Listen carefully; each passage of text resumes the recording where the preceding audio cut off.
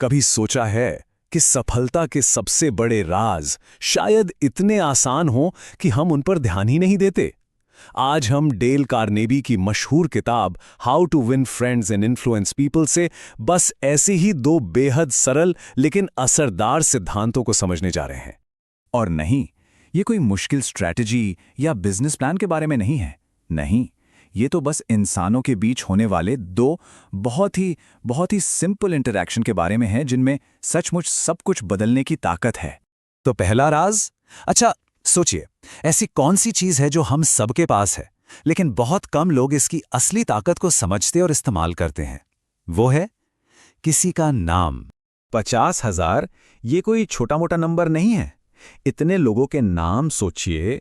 50,000 लोगों के नाम जिम फार्ले को मुंह जुबानी याद थे।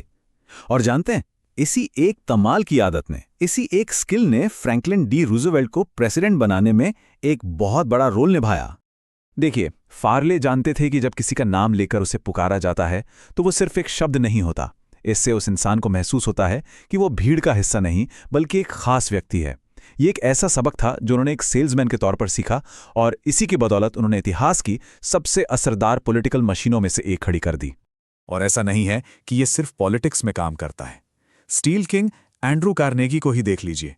बचपन में खरगोशों का नाम रखने से लेकर करोड़ों डॉलर की डील पक्की करने तक नाम की इस ताकत ने हमेशा उनका साथ दिया। तो बात सीधी सी है, जब हम किसी का नाम इस्तेमाल करते हैं तो हम सिर्फ उनका ध्यान नहीं खींच रहे होते, हम दरअसल उनके वजूद को, उनकी पहचान को मान दे रहे होते हैं। और ये एहसास ये बहुत पावरफुल होता है। अब आते हैं दूसरे सीक्रेट पर। यह भी नाम जितना ही पावरफुल टूल है, लेकिन इसके लिए कुछ याद रखने की जरूरत नहीं है। बस एक चीज चाहिए, और वो है सच्चाई। ये है एक सच्ची मुस्कान। लेकिन एक मिनट, यहां एक बहुत जरूरी बात है। ये कोई भी ऐसी वैसी मुस्कान नहीं हो सकती। नहीं, मुस्कान असली होनी चाहिए, एकदम दिल से। क्योंकि एक नकली, बनावटी मुस्कान को तो कोई भी एक सेकंड में पहचान लेता है ना? न्यूयॉर्क के एक स्टॉक ब्रोकर की कहानी को ही लीजिए। बेचारा हमेशा मायूस रहता था। फिर किसी ने उसे सिर्फ एक हफ्ते के लिए मुस्कुराने का चैलेंज दिया। और जानते हैं क्या हुआ? उस एक छोटे से बदलाव ने उसकी शादी, उसका करियर, यहां तक कि उसकी पूरी जिंदगी ही बदल कर रख दी। ये एक पुरानी चीनी कहावत है, पर आज भी बिल्कुल सटीक बैठती है। एक मुस्कान बिना कुछ बोले एक तरह का वेलकम मैसेज है। ये लोगों को बताती है कि उनसे मिलकर खुशी हुई और वे वहां सहज महसूस कर सकते हैं। तो सवाल ये है कि आखिर ये दो इतनी मामूली सी चीजें, किसी का नाम लेना और मुस्कुराना, इतनी असरदार क्यों हैं? इसके पीछे की साइकोलॉजी क्या है? इसका सारा कनेक्शन इंसान की एक बहुत गहरी और बुनियादी जरूरत से है। और वो जरूरत है महत्वपूर्ण महसूस करने की। हम सब चाहते हैं कि हमें देखा जाए, पहचाना जाए और हमारी अहमियत को समझा जाए। तो जब हम किसी का नाम लेके मुस्कुराते हैं तो असल में हम बिना शब्दों के कह रहे होते हैं कि हाँ, मैंने तुम्हें देखा और तुम मायने रखते हो। ये किसी भी रिश्ते की नींव रखने का सबसे तेज और सबसे सच्चा तरीका है। और सबसे अच्छी बात क्या है पता है? इन सिद्धांतों को अपनाने के लिए किसी खास ट्रेनिंग या डिग्री की जरूरत नहीं है। इसे आज से, बल्कि अभी इसी पल से शुरू किया जा सकता है। तो ये रहे दो सुनहरे नियम जो हर बातचीत को बेहतर बना सकते हैं। पहला, नाम का नियम, और दूसरा, मुस्कान का नियम। बस इतना ही सिंपल है। तो चलिए इसे एक सवाल के साथ खत्म करते हैं। अगली बार जब किसी से बात हो तो बस उनका नाम इस्तेमाल करके और एक सच्ची मुस्कान देकर देखें। क्या पता नतीजा देखकर आप खुद हैरान रह जाएं। A few moments later. नमस्कार। कभी सोचा है कि कुछ लोग कितनी आसानी से किसी से भी जुड़ जाते हैं, उनका दिल जीत लेते हैं?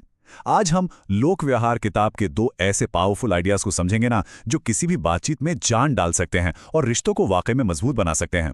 तो सबसे बड़ा सवाल यही है, बातचीत के जरिए दूसरों का दिल आखिर कैसे जीता जाए?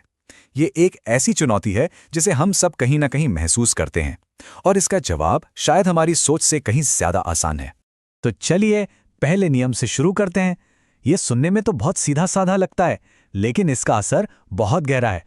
नियम यह है, अगर कोई चाहता है कि लोग उसमें दिलचस्पी लें तो सबसे पहले उसे सामने वाले में सच्ची दिलचस्पी दिखानी होगी।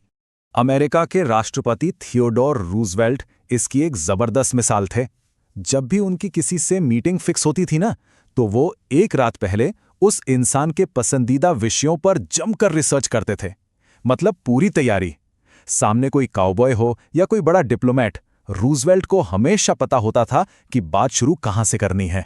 और रूजवेल्ट का राज यही था, वो इस बात को अच्छी तरह समझते थे कि किसी के दिल तक पहुंचने का सबसे सीधा रास्ता उन चीजों के बारे में बात करना है जिनमें उसकी गहरी रुचि हो। कितना सिंपल है लेकिन कितना पावरफुल।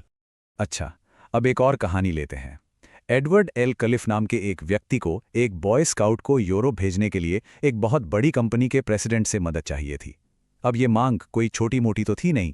कैलिफ को कहीं से पता चला कि उस प्रेसिडेंट ने कभी $1 मिलियन का चेक काटा था, जो बाद में कैंसिल हो गया था, पर उन्होंने उसे फ्रेम करवाकर अपने ऑफिस में रखा हुआ था।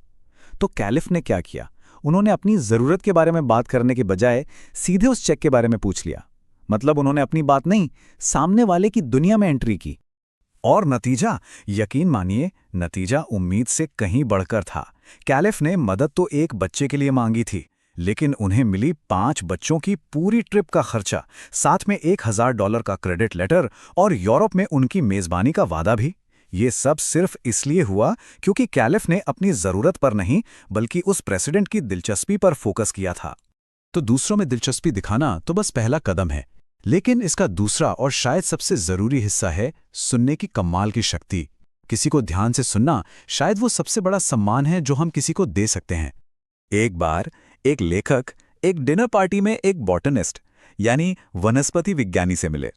उन्होंने पहले कभी किसी बॉटनिस्ट से बात नहीं की थी, लेकिन वो पूरी शाम बस मंत्रमुग्ध होकर उनकी बातें सुनते रहे, पेड़ों के बारे में, पौधों के बारे में, बगीचों के बारे में। और मजे की बात क्या है जानते हैं? उस शाम के आखिर में उस बॉटनिस्ट ने पार्टी के मेजबान से कहा कि ये लेखक बहुत ही दिलचस्प इंसान है। हैरानी की बात तो यह है कि लेखक ने अपने बारे में एक शब्द तक नहीं कहा था, वो सिर्फ एक अच्छे सुनने वाले थे, और बस इसी बात ने सारा फर्क पैदा कर दिया। तो असल में एक अच्छा सुनने वाला होता कौन है? ये सिर्फ कानों से सुनना नहीं है, ये अपनी आंखों से, अपने दिमाग से सुनना है। ये बोलने वाले पर अपना पूरा ध्यान लगाना है, जिससे उसे ये महसूस हो कि हाँ, उसकी बात सच में सुनी जा रही है, समझी जा रही है। चलिए एक और सिचुएशन देखते हैं। न्यूयॉर्क टेलीफोन कंपनी की एक कस्टमर इतनी ज्यादा नाराज थी कि उसने बिल भरने बंद कर दिए थे और कंपनी पर एक के बाद एक कई केस कर दिए थे। वो किसी की सुनने को तैयार ही नहीं थी।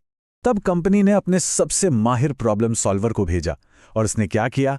उसने कोई बहस नहीं की, कोई सफाई नहीं दी, वो बस चुपचाप 3 घंटे तक उस महिला की सारी भड़ास सुनता रहा और पूरी हमदर्दी दिखाई। और जैसे ही उस महिला को महसूस हुआ कि कोई सच में उसे सुन रहा है, उसे समझ रहा है, उसका सारा गुस्सा गायब हो गया। नतीजा, उसने सारे बिल चुकाए और अपने केस भी वापस ले लिए। ये फर्क बिल्कुल साफ है ना? एक डिपार्टमेंट स्टोर में जब एक कस्टमर खराब कोट की शिकायत लेकर आई तो सेल्स गर्ल ने बहस की, उसे नियम कानून बताए और कस्टमर को और गुस्सा दिला दिया। लेकिन जब मैनेजर आया तो उसने क्या किया? उसने बस ध्यान से सुना, हमदर्दी दिखाई और उस कस्टमर को हमेशा के लिए अपना बना लिया। 2 अलग-अलग अप्रोच और 2 बिल्कुल अलग नतीजे। तो इन दोनों सिद्धांतों का दूसरों में रुचि लेने और ध्यान से सुनने का असर होता कहाँ है? सच पूछिए तो इसका असर हर जगह होता है, बिजनेस में भी और पर्सनल लाइफ में भी। इसका असर हर जगह दिखता है। सालों से जो बिजनेस डील अटकी हुई थी वो पक्की हो जाती है। परिवार वालों के साथ, बच्चों के साथ रिश्ते गहरे हो जाते हैं, और यहां तक कि जो लोग आपके खिलाफ थे वो भी दोस्त बन जाते हैं। और इन सबके पीछे का राज बस एक छोटा सा बदलाव है, अपने ध्यान को मैं से हटाकर सामने वाले पर ले जाना। जब हम ये करते हैं तो पूरी दुनिया ही बदल जाती है। तो इन सभी कहानियों और सिद्धांतों के बिल्कुल दिल में कौन सी एक बात छपी है? चलिए उसे समझते हैं। ये बात शायद थोड़ी कड़वी लगे, लेकिन है बिल्कुल सच्ची। लोग खुद में और अपनी समस्याओं में 100 गुना ज्यादा दिलचस्पी रखते हैं बजाय दूसरों की समस्याओं के। सोचिए, किसी इंसान के लिए उसके दांत का दर्द दुनिया के दूसरे कोने में आई किसी बड़ी तबाही से ज्यादा मायने रखता है जिसमें लाखों लोग प्रभावित हुए हों। तो ये सच्चाई हमें एक बहुत ही जरूरी सवाल पर लाकर छोड़ देती है। अगली बार जब किसी से बात हो तो कोई क्या पूछेगा, और उससे भी ज्यादा जरूरी, वो क्या सुनेगा? इन सवालों का जवाब ही शायद हर रिश्ते और हर बातचीत की किस्मत तय कर सकता है। A few moments later. नमस्कार। कभी सोचा है जब हम गलत होते हैं तो उसे मानना इतना मुश्किल क्यों लगता है? और जब हम पक्के तौर पर सही हों तो बहस जीतना ही सब कुछ क्यों बन जाता है? आज हम इन्हीं दो मुश्किल हालातों को संभालने की कला के बारे में बात करेंगे। तो सवाल बहुत सीधा है, इन सिचुएशंस में करना क्या चाहिए? सबसे असरदार तरीका क्या हो सकता है? चलिए इसका जवाब कुछ बहुत ही मजेदार कहानियों से समझते हैं। तो सबसे पहले बात करते हैं उस सिचुएशन की जब गलती हमारी हो। देखिए, ज्यादातर लोगों के लिए अपनी गलती मानना बहुत मुश्किल होता है, लेकिन अपनी गलती फौरन मान लेने में ना एक गजब की ताकत छिपी होती है जो बड़े बड़े झगड़ों को भी टाल सकती है। इस बात को समझने के लिए एक कहानी सुनाता हूँ। एक लेखक थे, उनका एक प्यारा सा कुत्ता था रेक्स, और वो इसे जंगल में घुमा रहे थे, वो भी बिना पट्टे के, जो जाहिर है कानून के खिलाफ था। और तभी अचानक उनका सामना एक पुलिस वाले से हो गया। अब यहाँ ना दो बिल्कुल अलग अलग नतीजे सामने आते हैं। पहली बार जब पुलिस वाले ने उन्हें टोका तो लेखक साहब बहस करने लगे, और नतीजा क्या हुआ? जबरदस्त डांट पड़ी और कोर्ट ले जाने की धमकी भी मिली। लेकिन अगली बार जब ठीक वैसी सिचुएशन आई तो लेखक ने अपना तरीका पूरी तरह से बदल दिया। इस बार पुलिस वाले के कुछ भी कहने से पहले ही लेखक ने खुद बोल दिया। उन्होंने कहा, सॉरी ऑफिसर, आपने मुझे रंगे हाथों पकड़ लिया है, मैं अपना अपराध स्वीकार करता हूं। बस उन्होंने फौरन बिना कोई बहाना बनाए अपनी गलती मान ली, और जानते हैं, इस एक लाइन ने पूरा का पूरा माहौल ही बदल दिया। तो यहाँ हुआ क्या साइकोलॉजिकली?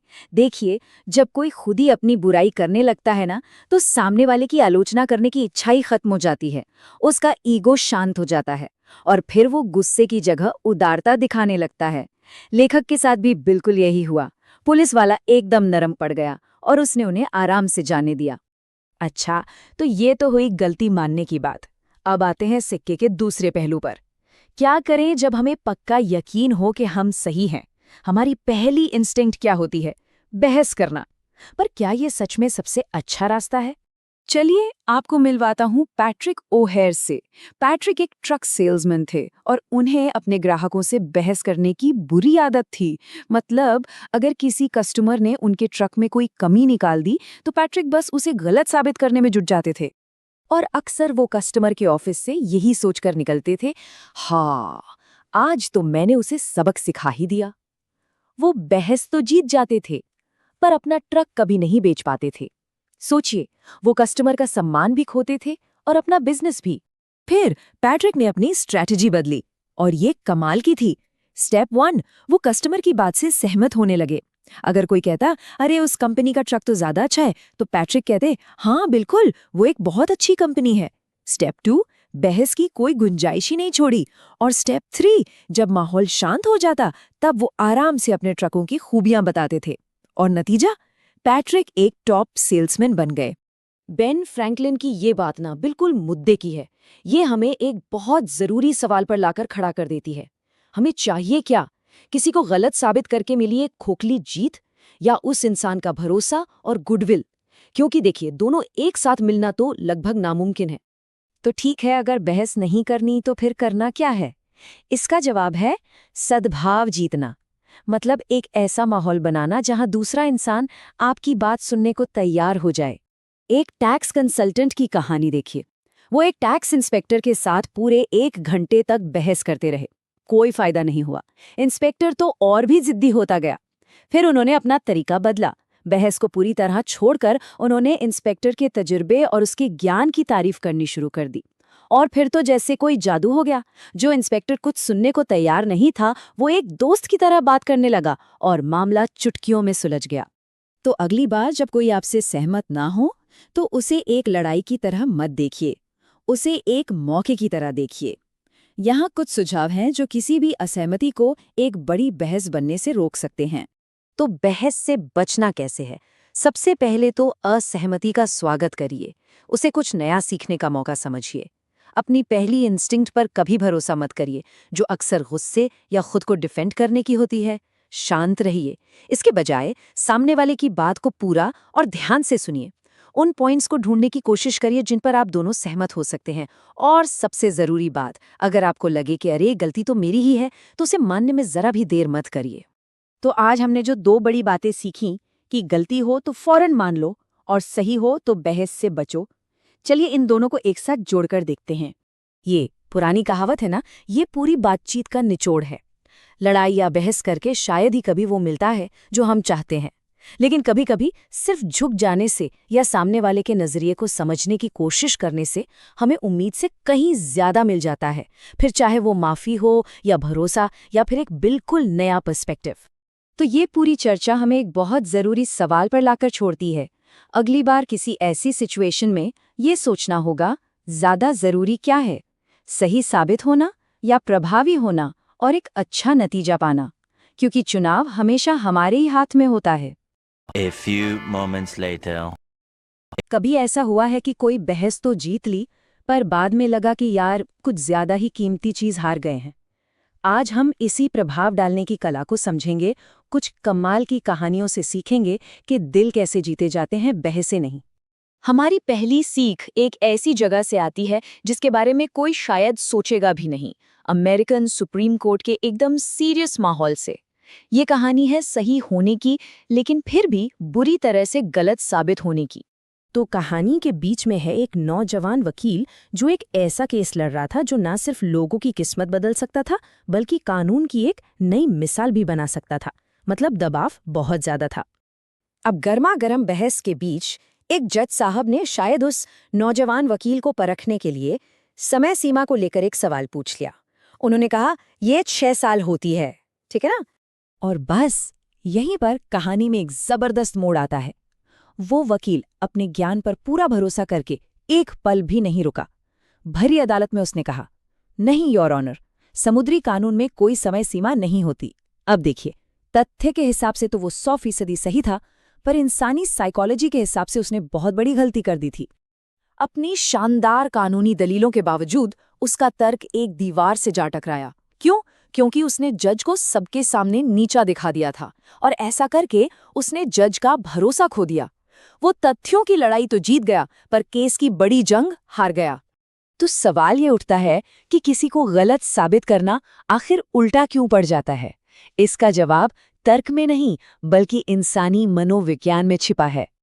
देखिए, जब आप किसी से कहते हैं कि वो गलत हैं, तो आप सिर्फ उनके आइडिया पर हमला नहीं कर रहे होते, आप उस इंसान पर हमला कर रहे होते हैं।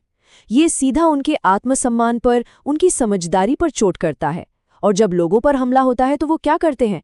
वो अपनी ढाल उठा लेते हैं और डिफेंसिव हो जाते हैं। तो अगर सीधा टकराव एक बंद गली है, तो फिर आगे का रास्ता क्या है? इसका जवाब इतिहास के सबसे समझदार डिप्लोमैट्स में से एक बेंजामिन फ्रैंकलिन के जबरदस्त बदलाव की कहानी में छिपा है। अपनी जवानी में फ्रैंकलिन बहस के उस्ताद माने जाते थे, जो हमेशा दिमागी लड़ाई के लिए तैयार रहते थे। पर एक दोस्त ने उन्हें आईना दिखाया और कहा, इस आदत से तुम बहसें तो जीत रहे हो, पर दोस्त और मौके गंवा रहे हो। तभी फ्रैंकलिन ने अपने बात करने के तरीके को पूरी तरह से बदलने का फैसला किया। वो आक्रामक दावों से हटकर विनम्र पूछताछ की ओर बढ़े और दुश्मन बनाने की जगह सहयोगी जीतना शुरू कर दिया। उन्होंने निश्चित रूप से या बेशक जैसे पक्के शब्दों का इस्तेमाल बंद कर दिया। इसकी जगह उन्होंने एक नरम तरीका अपनाया। वो अपनी बात की शुरुआत कुछ ऐसे करते थे, मुझे ऐसा महसूस हो रहा है या मुझे लगता है। उनका सबसे पसंदीदा वाक्य, जो डिप्लोमेसी का एक बेहतरीन नमूना था, वो था, हो सकता है मैं गलत हूं, पर आइए मिलकर तथ्यों को परखते हैं। उन्होंने बाद में माना कि यही छोटा सा बदलाव उनकी जबरदस्त कामयाबी का राज था। पर यह सिर्फ 18वीं सदी का कोई किताबी ज्ञान नहीं है। चलिए देखते हैं कि कैसे इसी स्ट्रैटेजी ने आज के जमाने के एक लकड़ी के सेल्समैन को एक बड़े आर्थिक नुकसान से बचाया। टकराव को छोड़कर सीखने का रास्ता अपनाकर उस सेल्समैन ने सच में जादू कर दिया। उसने ना सिर्फ अपना माल बिकने से बचाया, बल्कि एक गुस्से से भरे इंस्पेक्शन को एक सहयोगी सेशन में बदल दिया और एक वफादार ग्राहक भी बना लिया। ये सब इसलिए हुआ क्योंकि उसने बहस करने की बजाय सीखना चुना। तो अब टकराव से बचने से आगे बढ़कर सक्रिय रूप से अच्छे रिश्ते बनाने की बात करते हैं, और इसकी चाबी एक बहुत ही बुनियादी मानवीय जरूरत को समझने में है। जरा सोचिए, आखिरी बार कब किसी ने आपके दिल से तारीफ की थी? कैसा महसूस हुआ था? यही एहसास, महत्वपूर्ण समझे जाने की यही गहरी इच्छा इंसान की सबसे बड़ी ताकतों में से एक है, और यही असली रिश्ते बनाने की चाबी भी है। चलिए अब इस आइडिया को असल में काम करते हुए देखते हैं। और वो भी एक बहुत ही मुश्किल माहौल में। कोडाक के मशहूर और बेहद अनुशासित संस्थापक जॉर्ज ईस्टमैन को एक सेल्स पिच देने में। तो इस अनोखी रणनीति का नतीजा क्या निकला? $90,000 का एक ऑर्डर। सोचिए, उस जमाने में ये एक बहुत बड़ी दौलत थी। क्यों? क्योंकि उस सेल्समैन ने कुर्सियां नहीं बेची, उसने सराहना बेची। उसने ईस्टमैन को महसूस कराया कि वो कितने महत्वपूर्ण हैं, और बस इसी बात ने सारे दरवाजे खोल दिए। ये कहावत उस सेल्समैन की कामयाबी का सार है।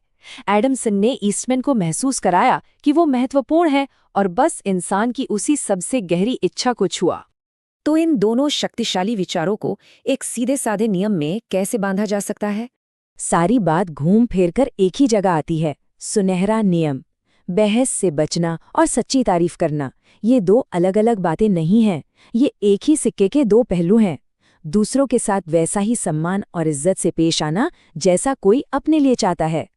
इसे ऐसे समझिए, बहस से बचना आपका डिफेंसिव स्किल है, यह आपको रिश्तों को टूटने से बचाता है। और सच्ची तारीफ आपका ऑफेंसिव स्किल है, यह आपको नए रिश्ते बनाने में मदद करता है। और दोनों की नींव एक ही चीज पर टिकी है, सहानुभूति, यानी दूसरों की भावनाओं को समझना। तो अगली बार जब किसी असहमति में पड़ें तो एक पल रुककर खुद से पूछिए, मैं यहाँ असल में क्या चाहता हूँ?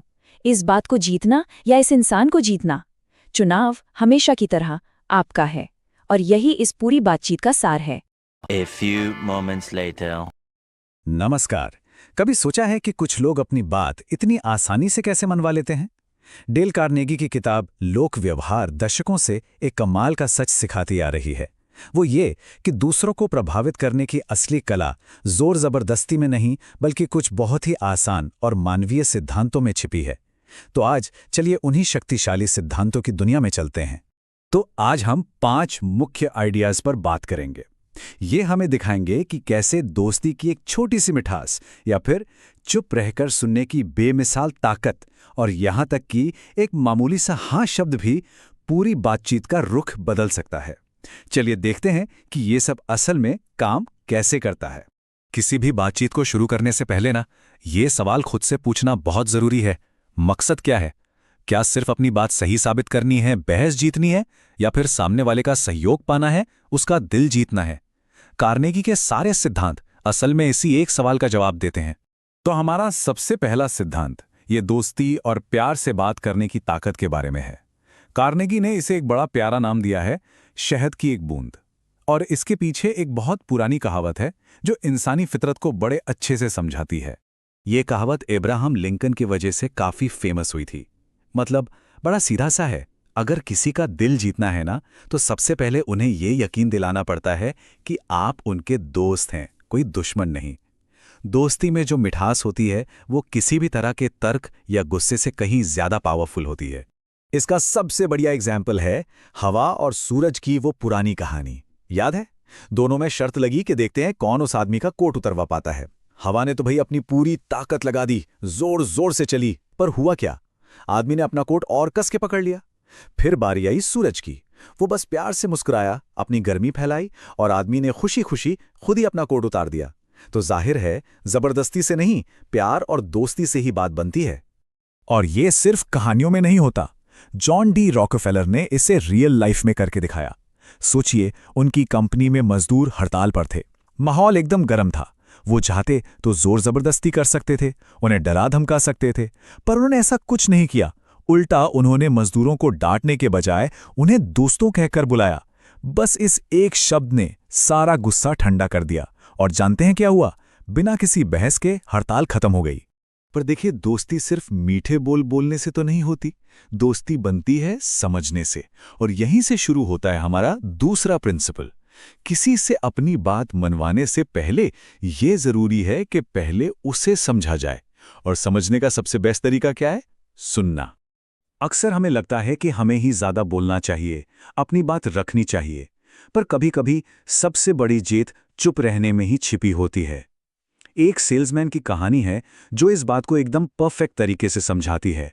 उसे बेचारे को मजबूरी में चुप रहना पड़ा था। तो हुआ ये कि ये सेल्समैन एक बहुत बड़ी ऑटोमोबाइल कंपनी के साथ मीटिंग के लिए पहुंचा। और उसकी किस्मत देखिए, गला खराब होने की वजह से उसकी आवाज ही चली गई, कुछ बोल ही नहीं पा रहा था। उसने बस एक पैड पर लिखा, माफ कीजिए, मेरी आवाज चली गई है, मैं बोल नहीं सकता। अब इसके बाद जो हुआ वो कमाल था। कंपनी के जो एग्जीक्यूटिव्स थे, उन्होंने खुद ही उसके प्रोडक्ट के बारे में बात करना शुरू कर दिया। वो एक दूसरे को ही उसकी खूबियां गिनाने लगे और देखा जाए तो उन्होंने खुद को ही वो प्रोडक्ट बेच दिया। और पता है उस दिन उस सेल्समैन को कितने का ऑर्डर मिला? $16 लाख का। उसकी जिंदगी का सबसे बड़ा ऑर्डर। अब सोचिए ये सब हुआ क्यों? क्योंकि जब हम चुप रहते हैं और दूसरों को बोलने का मौका देते हैं तो हमें सिर्फ इन्फॉर्मेशन नहीं मिलती, हम उनकी एक बहुत गहरी जरूरत पूरी करते हैं कि कोई उन्हें सुने, कोई उन्हें समझे। और जब लोगों को यह महसूस होता है कि उन्हें समझा जा रहा है तो वो अपने आप हमारे साथ खड़े हो जाते हैं। तो ठीक है, सुनना तो हो गया पहला स्टेप, पर एक बार जब हम सामने वाले को समझ गए तो बातचीत को एक पॉजिटिव रास्ते पर कैसे लेकर जाएं? इसके लिए कार्नेगी एक कमाल की टेक्निक बताते हैं जो साइकोलॉजिकली सामने वाले को हाँ कहने के लिए तैयार कर देती है, और इसे कहते हैं हाँ का जादू। इसे सॉक्रेटिक मेथड भी कहते हैं, और इसके पीछे की साइकोलॉजी बहुत सिंपल है। जब कोई इंसान बार बार ना कहता है ना, तो उसका पूरा शरीर, पूरा दिमाग एक डिफेंसिव मोड में चला जाता है। लेकिन जब वो बार बार हाँ कहता है तो वो ज्यादा ओपन हो जाता है, चीजों को एक्सेप्ट करने के लिए तैयार हो जाता है। जिस बातचीत की शुरुआत हाँ से होती है, उसका अपनी मंजिल तक पहुंचना बहुत आसान हो जाता है। इसका भी एक मजेदार किस्सा है। एक सेल्समैन को अपनी मोटरें बेचनी थी, पर एक कस्टमर ने शिकायत की कि ये बहुत ज्यादा गर्म हो जाती हैं। अब सेल्समैन चाहता तो बहस कर सकता था, पर उसने कहा, हाँ आपकी बात बिल्कुल सही है। फिर उसने एक के बाद एक ऐसे सवाल पूछे जिनका जवाब सिर्फ हाँ हो सकता था, और नतीजा, उस कस्टमर ने $35,000 का ऑर्डर दे दिया। तो फंडा यह है कि शुरुआत हमेशा उन बातों से करनी चाहिए जिस पर सब लोग एग्री करते हों। किसी से हाँ कहलवाना ये वाकई पावरफुल है। लेकिन जरा सोचिए, क्या हो अगर वो इंसान खुद ही उस आइडिया तक पहुंच जाए जिस तक आप उसे लाना चाहते हैं? ये एक और भी जबरदस्त टेक्निक है। वो ये कि सामने वाले को ऐसा लगे कि आइडिया या फैसला दरअसल उसी का है। एक एक्सरे मशीन बनाने वाली कंपनी का किस्सा है। उन्होंने एक डॉक्टर को अपनी मशीन बेचने की कोशिश नहीं की। नहीं, उन्होंने उल्टा डॉक्टर को एक लेटर लिखा और उनसे उनकी एक्सपर्ट एडवाइस मांगी कि इस मशीन को और बेहतर कैसे बनाया जा सकता है। अब डॉक्टर साहब को तो यह सुनकर बहुत अच्छा लगा। उन्होंने मशीन देखी और उसे खरीदने का फैसला भी कर लिया। क्यों? क्योंकि उन्हें लगा कि यह मशीन उन्हीं के सुझावों के हिसाब से बनी है। इसके पीछे की साइकोलॉजी भी बड़ी सीधी है। हमें उन आइडियाज पर ज्यादा भरोसा होता है जो हमें लगता है कि हमारे खुद के हैं, ना कि उन पर जो हमें थाली में परोस कर दिए जाते हैं। जब किसी को लगता है ना कि ये आइडिया तो मेरा है, तो फिर वो उसे बचाने के लिए, उसे कामयाब बनाने के लिए अपनी पूरी जान लगा देता है। तो अब आते हैं उस आखिरी और सबसे जरूरी प्रिंसिपल पर, एक ऐसा प्रिंसिपल जो बाकी सभी की नींव है। इसे हम कह सकते हैं लोगों को प्रभावित करने की कला का असली सीक्रेट। और वो सीक्रेट है ईमानदारी से चीजों को दूसरे इंसान के नजरिए से देखने की कोशिश करना। अगर बस ये एक बात समझ में आ जाए ना, तो बाकी सब कुछ अपने आप आसान हो जाता है। क्योंकि जब हम सच में किसी के पॉइंट ऑफ व्यू को समझने की कोशिश करते हैं तो हम अपने आप दोस्त बन जाते हैं, हम ध्यान से सुनने लगते हैं और अब अपने आइडियाज को भी इस तरह से पेश कर पाते हैं कि वो उन्हें अपने लगें। तो चलिए फटाफट से सब कुछ समेट लेते हैं। हमेशा एक दोस्ताना अंदाज से शुरुआत करनी है, मतलब शहद की एक बूंद। बोलने से ज्यादा सुनना है, बातचीत में हाँ की एक लय बनानी है, आइडिया को ऐसा बनाना है कि वो सामने वाले को अपना लगे, और सबसे जरूरी, हमेशा हमेशा दूसरे के नजरिए को समझने की ईमानदार कोशिश करनी है। बस यही तो है लोक व्यवहार का पूरा निचोड़। तो अगली बार जब कोई जरूरी बातचीत हो तो एक पल के लिए रुककर सोचना कि इन प्रिंसिपल्स का इस्तेमाल कैसे हो सकता है, खास तौर पर दूसरे के नजरिए को समझने वाले इस सीक्रेट का। यकीन मानिए, ये एक छोटा सा बदलाव उस पूरी बातचीत के नतीजे को पूरी तरह से बदल कर रख सकता है। A few moments later. नमस्कार, आज हम डेल कार्नेगी की एक बहुत ही कमाल की बात समझने वाले हैं। ये एक ऐसी कला है जिससे किसी की आलोचना भी की जा सकती है और उसे अपना दुश्मन भी नहीं बनाया जा सकता। ये सवाल हम सबके सामने कभी ना कभी आता है ना? किसी की गलती बतानी है, लेकिन ऐसे कि वो नाराज ना हो जाए, दुश्मन ना बन जाए, ये काम बहुत मुश्किल लगता है। पर अच्छी बात यह है कि इसे सीखा जा सकता है। तो इसका सबसे पहला सिद्धांत पता है क्या है? ये सुनने में थोड़ा अजीब लग सकता है, लेकिन ये कमाल का काम करता है। वो ये है कि बात की शुरुआत हमेशा सच्ची तारीफ से करनी चाहिए। एक कहानी सुनते हैं अमेरिका के राष्ट्रपति कैल्विन कूलिज की। वो बहुत ही कम बोलते थे, लेकिन उन्होंने इस तकनीक का इस्तेमाल बड़े ही शानदार तरीके से किया था। इसे एक तरह से डेंटिस्ट वाला तरीका भी कह सकते हैं। सोचिए, डेंटिस्ट जब कोई मुश्किल काम करता है तो पहले उस जगह को सुन्न कर देता है ताकि दर्द ना हो, है ना? ठीक वैसे ही आलोचना की चुभन को कम करने के लिए तारीफ एक दवा की तरह काम करती है। तो मतलब ये दो बहुत ही आसान से स्टेप्स हैं। पहले सच्ची और खास तारीफ, और फिर उसके बाद धीरे से अपनी बात रखना। इससे सामने वाले के लिए किसी भी तरह का फीडबैक सुनना बहुत आसान हो जाता है। अब एक बहुत ही बड़ा ऐतिहासिक किस्सा देखते हैं जिससे ये बात और भी साफ हो जाएगी। बात है साल 1863 की। अमेरिका में सिविल वॉर चल रहा था। राष्ट्रपति लिंकन की सेनाएं हार रही थीं और पूरा देश बिखरने की कगार पर था। उस वक्त उनके एक नए जनरल थे, जोसेफ हुकर। बहुत काबिल थे, लेकिन उतने ही जिद्दी और बागी भी। वो तो खुलेआम लिंकन की बुराई करते थे और कहते थे कि सेना को एक तानाशाह की जरूरत है। अब सोचिए, एक ऐसा आदमी जो जंग के लिए जरूरी भी है और लिंकन के लिए खतरा भी। अब लिंकन के सामने ये बहुत बड़ी दुविधा थी। इस काबिल लेकिन खतरनाक जनरल को सही रास्ते पर कैसे लाया जाए, वो भी बिना उसका हौसला तोड़े, क्योंकि देश का भविष्य उसी के कंधों पर था। तो लिंकन ने एक खत लिखा, और वो खत कोई मामूली खत नहीं था। वो इतना जबरदस्त था कि सालों बाद 1926 में हुई एक नीलामी में उसकी कीमत $12,000 लगी। ये इतनी बड़ी रकम थी जितनी लिंकन अपनी पूरी जिंदगी में नहीं बचा पाए थे। तो आखिर उस खत में ऐसा क्या था? देखिए, लिंकन ने खत की शुरुआत कैसे की। उन्होंने लिखा, मैं आपकी काबिलियत और बहादुरी की दिल से तारीफ करता हूं। उन्होंने सीधे सीधे जनरल की ताकत और उसकी अच्छी बातों को सराहा, और जब तारीफ करके उन्होंने एक सम्मान का माहौल बना दिया, सिर्फ उसके बाद उन्होंने अपनी असली बात रखी। उन्होंने आगे लिखा, लेकिन कुछ ऐसी बातें हैं जिनसे मैं पूरी तरह सहमत नहीं हूं। देखा, पहले तारीफ, फिर आराम से आलोचना। अच्छा, तो ये तो था पहला तरीका। अब आते हैं दूसरे सिद्धांत पर, जो सच्ची हमदर्दी या सहानुभूति की ताकत पर काम करता है। और इसके लिए एक जादुई वाक्य है। वो ये है, अगर मैं किसी की जगह होता तो मैं भी शायद ऐसा ही सोचता और ऐसा ही करता। ये एक लाइन दुश्मनी खत्म कर सकती है, बहस रोक सकती है और सामने वाले को बात सुनने पर मजबूर कर सकती है। डेल कार्नेगी ने खुद इस तरीके को आजमाया था। एक बार उनसे अपने रेडियो शो पर एक छोटी सी गलती हो गई और फिलाडेल्फिया से एक सुनने वाली ने उन्हें बहुत ही गुस्से भरा खत लिख भेजा। अब देखिए, कोई आम इंसान होता तो क्या करता? गुस्सा हो जाता, अपनी गलती डिफेंड करता या पलटकर उस महिला को ही बुरा भला कहता। लेकिन कार्नेगी ने ऐसा कुछ नहीं किया।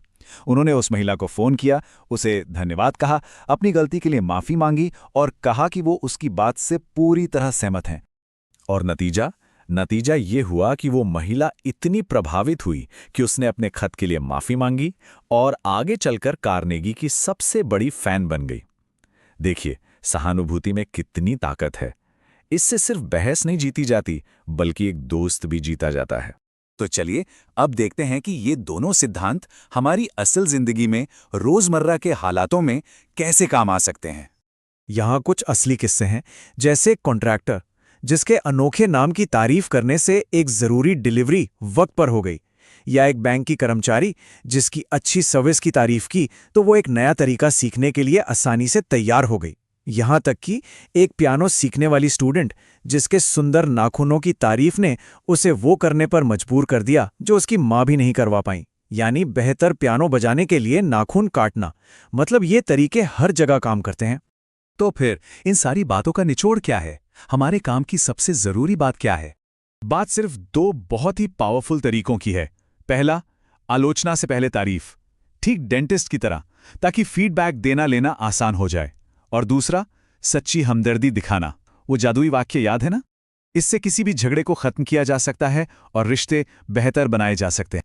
तो ये सिर्फ सुनने सुनाने वाली बातें नहीं हैं, ये असल में काम आने वाला हुनर है। जरा सोचिए, आज इन सिद्धांतों का इस्तेमाल सबसे पहले किसके साथ किया जा सकता है? कौन सी ऐसी बातचीत है जिसे इन तरीकों से बेहतर बनाया जा सकता है?